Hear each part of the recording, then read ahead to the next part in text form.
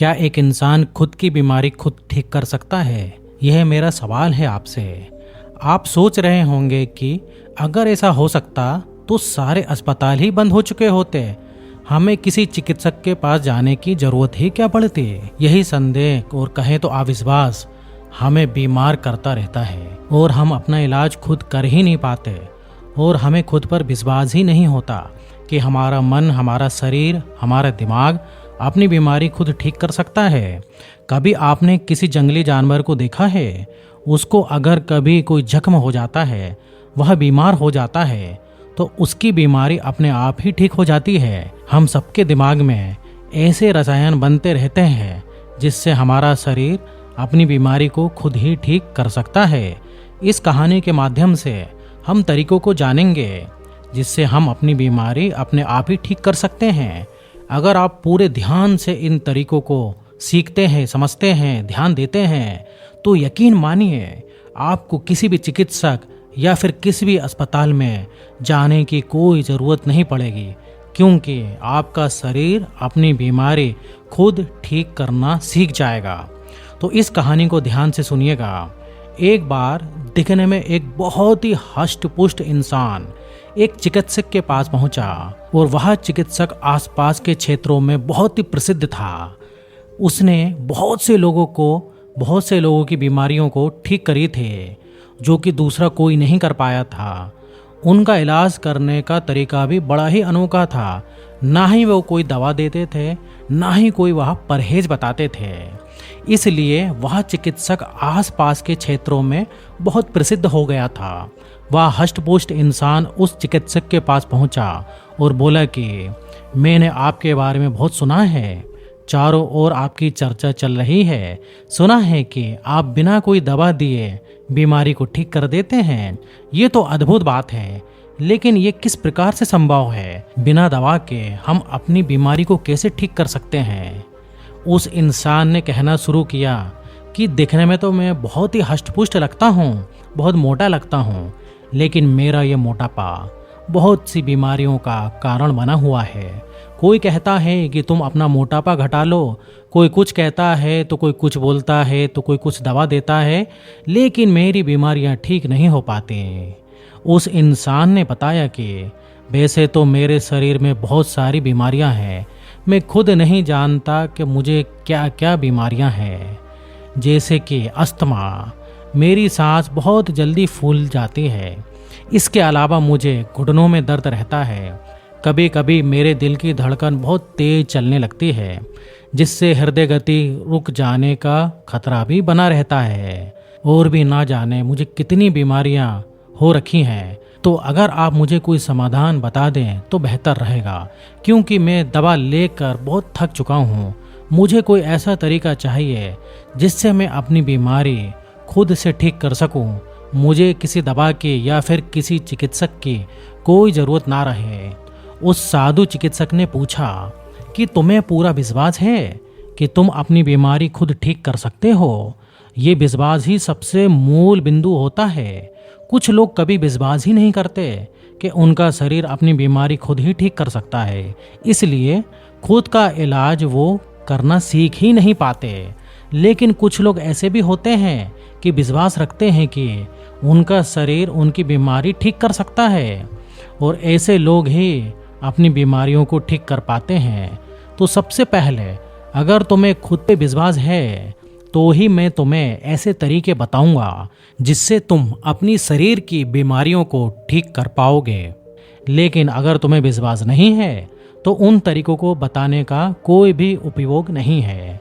उस इंसान ने उत्तर देते हुए कहा कि अगर मेरे को विश्वास नहीं होता तो मैं आपसे सवाल पूछता ही नहीं।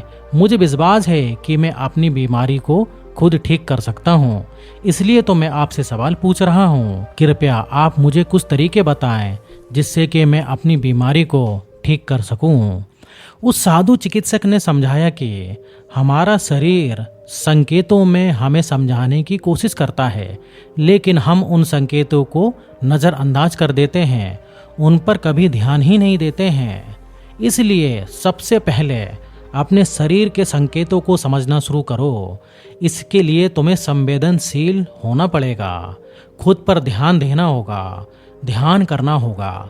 ध्यान करने से तुम अपने शरीर में होने वाले बदलाव को महसूस कर पाओगे।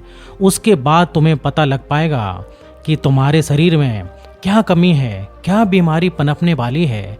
और जब तुम्हें ये संकेत समझ में आने लगेंगे, उसके बाद तुम खुद का इलाज शुरू कर पाओगे, खुद को बीमारियों से बचा पाओगे।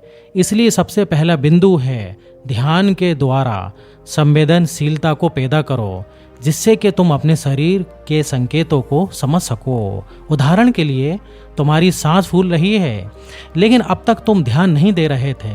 लेकिन किसी दिन तुम्हारा ध्यान गया कि तुम्हारी सांस जल्दी फूल जाती है और तुमने पाया कि तुम्हें अस्थमा हो रखा है, दमा हो रखा है।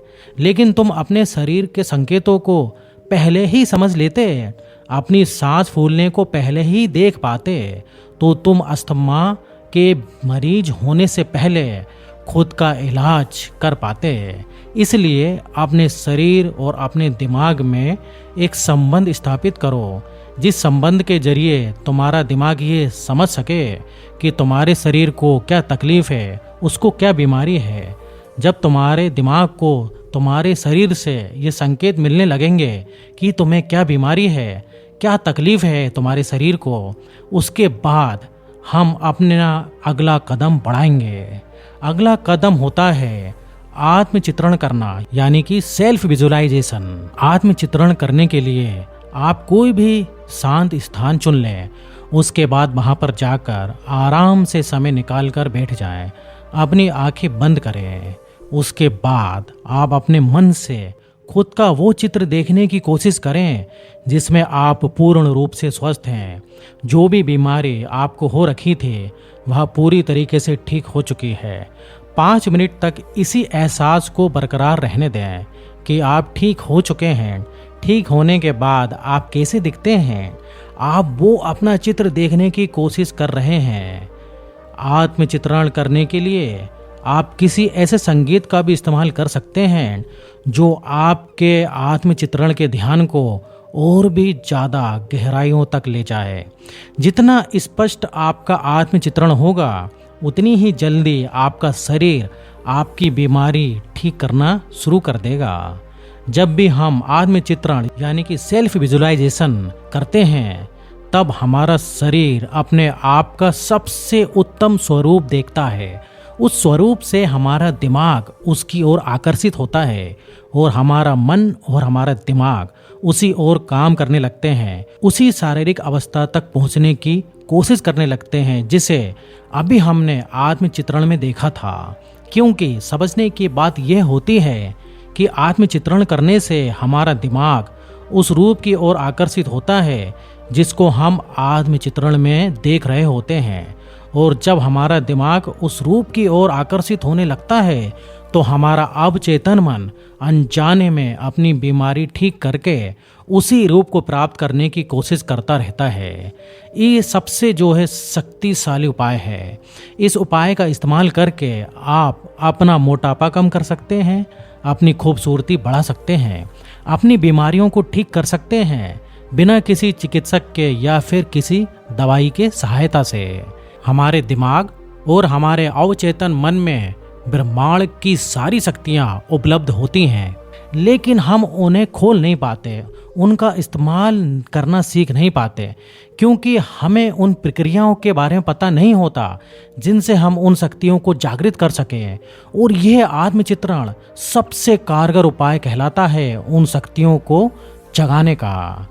बस ध्यान रहे, जहाँ भी आप ये प्रयोग कर रहे हैं वो जगह शांत हो ताकि आप इस ध्यान की गहराई में जा पाएं।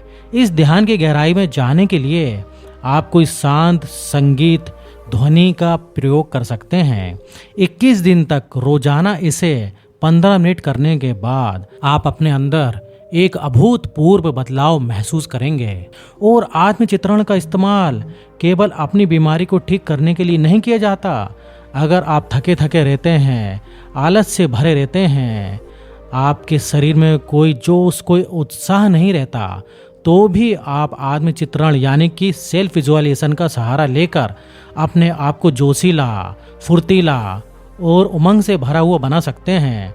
बस उसके लिए आपको अपना वो रूप देखना है जिसमें आप जोश और उत्साह से भरे हुए हैं। उसके बाद आपका आलस खुद ब खुद दूर होने लग जाएगा। तीसरा तरीका जो खुद को ठीक करने में हमारी सहायता करता है वह है खुद से प्यार। जब भी हमें कोई बीमारी होती है, हमारे शरीर में कोई तकलीफ होती है, तो हम खुद को कोसने लगते हैं। कुछ लोग तो यहाँ तक सोचने लगते हैं कि इस बीमारी से अच्छा तो भगवान हमें उठा ले तो सही है। ये सब निराशा आपकी परेशानियों को और भी बढ़ा देती हैं। इससे आपकी बीमारी तो ठीक नहीं हो सकती, लेकिन आपका मन, आपका दिमाग, आपका शरीर अपनी हिम्मत खो देगा। वह हिम्मत हार जाएगा। उसमें ताकत थी खुद को ठीक करने की, लेकिन आपने ये सोच सोच कर आपने खुद को विश्वास दिला दिया कि आप अपने आप से नफरत करने लगे हैं। आपका खुद पर विश्वास ही नहीं रहा है। जो लोग शरीर में बीमारियों और तकलीफ होने के बाद भी खुद से प्यार करते हैं, खुद को कोसते नहीं हैं, वही लोग अपनी बीमारियों को खुद से ठीक करने का साहस रख पाते हैं। आप खुद सोच के देखो, जो लोग को खुद से ही प्यार नहीं कर पाएंगे, खुद से प्यार करते ही नहीं हैं, वो खुद की बीमारी खुद ठीक करने का भार क्यों उठाना चाहेंगे? खुद की बीमारी तो वही ठीक करना चाहेगा ना जो खुद से प्यार करता होगा। खुद से प्यार करने वाले लोग ही आत्मचित्रण के ध्यान में गहराई से उतर पाएंगे, जिसकी हमने थोड़ी देर पहले ही चर्चा की थी। आत्मचित्रण की ध्यान की गहराई में जाने के लिए आपको खुद से प्यार करना सीखना होगा। उसके बाद आपका दिमाग अपने आप ऐसे रसायन पैदा करने लगेगा जो आपकी उस बीमारी को ठीक करने के लिए सहायक होंगे। ये बात तो सच है कि हमारा दिमाग उन रसायनों को अपने शरीर के अंदर पैदा करवाने की क्षमता रखता है, लेकिन हम ये ताकत जानते नहीं हैं, उस प्रक्रिया को समझते नहीं हैं, इसलिए हमारी बीमारी ठीक नहीं हो पाती। ये सारे प्रयोग करते हुए खुद पर विश्वास, आत्मचित्रण, खुद से प्यार, ये सब करते हुए आपको अपनी दिनचर्या का ख्याल रखना होगा। आप क्या खाते हैं, किस समय खाते हैं, क्या व्यायाम करते हैं, योग कब करते हैं, किन लोगों के साथ बैठते हैं, किन से बातें करते हैं, ये सारी चीज़ें आपकी दिनचर्या की होती हैं। इन पर आपको बहुत ज़्यादा खास ध्यान देना है। समय से खाना, अच्छा खाना, समय से व्यायाम करना आपको बहुत सारी बीमारियों से दूर रखता है। हम असलियत में बीमार तभी पड़ते हैं जब हम अपने दिनचर्या का अनुसरण करना छोड़ देते हैं, जब हम एक बेहतर जीवन नहीं जीते, एक अच्छी दिनचर्या का अनुसरण नहीं करते, तो हम अंदर से दुखी होने लगते हैं, हम तनाव में रहने लगते हैं। अगर आप तनाव में रहेंगे तो स्वाभाविक रूप से बीमारियां आपको घेर लेंगी। अगर आप समय से खाते हैं, समय से पूरी नींद लेते हैं, समय से व्यायाम करते हैं, तो आप तनाव मुक्त जीवन जिएंगे। उसके बाद बीमारियां आपसे कोसों दूर रहेंगी। बस आपको अपनी दिनचर्या का पालन पूरे निष्ठा और ईमानदारी के साथ करना है। उसके बाद बीमारियां आने तो दूर की बात, आपका जीवन खुशियों से भर जाएगा। अपनी बात को आगे बढ़ाते हुए साधु चिकित्सक ने समझाया कि अपने अवचेतन मन को अपनी बीमारियों को ठीक करने के काम पे लगाना सीखो। हम सबके अवचेतन मन में बहुत सारी शक्तियां बसी हुई हैं, बस हमें अपने अवचेतन मन से काम कराने की प्रक्रिया नहीं पता। इस प्रक्रिया को बताते हुए साधु महाराज ने बताया कि जब भी तुम अपने बिस्तर पे सोने के लिए जाते हो तो सोते वक्त बस अपनी आंखों को बंद करके, अपने दिमाग को शांत करके खुद को ये एहसास दिलाओ कि तुम्हारी बीमारियां ठीक हो रही हैं। धीरे धीरे समय के साथ तुम्हारी बीमारियां जड़ से खत्म हो जाएंगी। जब तुम ऐसा सोचते सोचते अपने बिस्तर पे सो जाते हो तो उसके बाद आपका अवचेतन मन अपना जादू दिखाने लगता है। आपका अवचेतन मन सोने के बाद भी आपके लिए काम करता रहता है, लेकिन आपको ये पता नहीं रहता है। और सोने से पहले जिस काम पर भी हम अपने अवचेतन मन को लगा देते हैं, वह पूरी रात उसी चीज पर काम करता रहता है। रोज रात को ये अभ्यास करने से आप सुबह बहुत अच्छा महसूस करेंगे, क्योंकि धीरे धीरे आपका शरीर अपने आप ठीक होने लगेगा। आपके अवचेतन मन की शक्ति जागृत होने लगेगी और वो आपकी बीमारियों को ठीक करने लगेगी। लेकिन ये हमें रोज सोने से थोड़ी देर पहले करना है।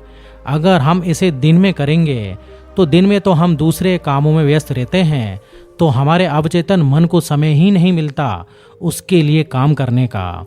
लेकिन रात में सोते वक्त जब हमारा चेतन मन शांत हो जाता है, तब हमारा अवचेतन मन जागृत होता है और तब वह अपनी पूरी शक्ति के साथ आपके लिए काम कर पाता है। साधु चिकित्सक ने बताया कि आज चाहे विज्ञान कितना भी आगे क्यों ना निकल गया हो, लेकिन आज भी बहुत सारी बीमारियां ऐसी होती हैं जिनका विज्ञान को भी कोई अता पता नहीं होता है। बड़े बड़े चिकित्सक तुम्हारे शरीर में वह बीमारियां ढूंढ नहीं पाते, लेकिन फिर भी तुम उन बीमारियों से परेशान रहते हो, ऐसी बीमारियों को जिन्हें विज्ञान भी ठीक नहीं कर पाता। तो तुम्हें क्या लगता है वह बीमारियां दवाइयों से ठीक हो जाएंगी? नहीं।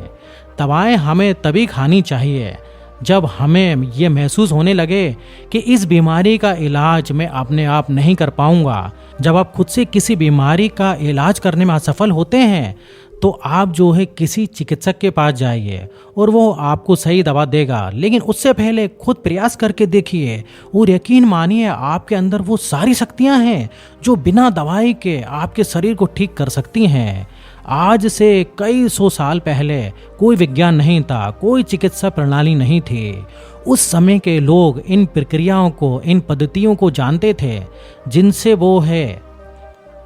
जिससे जो है वो अपने आप को ठीक कर पाते थे, क्योंकि उनके पास कोई दूसरा विकल्प ही नहीं था। लेकिन समय के साथ जैसे जैसे विज्ञान आगे बढ़ता गया, वैसे वैसे वो पद्धतियाँ और वो प्रक्रिया नष्ट कर दी गई, क्योंकि इससे विज्ञान का, चिकित्सकों का, अस्पतालों का अपना नुकसान है। उनके पास अगर कोई मरीज नहीं आएगा तो उनकी आय कैसे होगी, ये सोचने की बात होती है। इसलिए ये प्रक्रियाएं और ये पद्धतियाँ छुपाने की कोशिश की गई हैं। लोगों को ये यकीन दिलाने की कोशिश की गई है कि आप अपना इलाज खुद नहीं कर सकते, इसलिए आपने खुद पर विश्वास करना बंद कर दिया और उसका नतीजा ये रहा कि एक बीमारी खत्म होती है तो आपको दूसरी बीमारी घेर लेती है, और वह दूसरी बीमारी को ठीक करने के लिए भी आप जब चिकित्सा के पास जाते हैं तो वह आपको बहुत सारी दवाइयाँ दे देता है। वह दवा उस बीमारी को तो ठीक कर देती है, लेकिन उस दवा से हमारे शरीर में और न जाने क्या क्या बीमारियाँ पनपने लगती हैं। इस कहानी के माध्यम से उस साधु चिकित्सक ने उस इंसान को ये समझाने की कोशिश की है कि तुम अपना इलाज खुद करने में सक्षम हो। इस बात पर विश्वास करो, इस पर यकीन करो, और जो प्रक्रियाएं मैंने तुम्हें बताई हैं, अगर तुम उनके अंतर्गत काम करोगे तो ठीक 21 दिन के बाद मेरे से वापस आकर मिलना। उसके बाद तुम बताना कि तुमने अपने अंदर क्या बदलाव महसूस किया है, क्या तुम्हारी बीमारियां ठीक हुई या नहीं हुई। और ये कहते हुए उस साधु चिकित्सक अपनी दूसरे शिष्यों के पास चले गए, जो उनसे इन पद्धतियों और इन प्रक्रियाओं के बारे में ज्ञान ग्रहण करने के लिए आते थे। उस इंसान ने भी निश्चय किया कि वह 21 दिन तक रोज इन प्रक्रियाओं का पालन करेगा और उसके बाद फिर से इन साधु से आकर मिलेगा, और जो भी बदलाव वह महसूस करेगा वह ईमानदारी से वो सारे बदलाव उन साधु चिकित्सक को बताएगा। और यही सोच विचार करते हुए वो इंसान वहाँ से प्रस्थान कर गया। तो दोस्तों, कैसी लगी आपको ये कहानी कमेंट सेक्शन में ज़रूर बताना, और वीडियो अच्छा लगे तो लाइक भी करना, और कहानी अच्छी लगी हो तो चैनल को सब्सक्राइब भी ज़रूर करना। तो मिलते हैं फिर अगले वीडियो में, जब तक के लिए आप अपना ध्यान रखिए।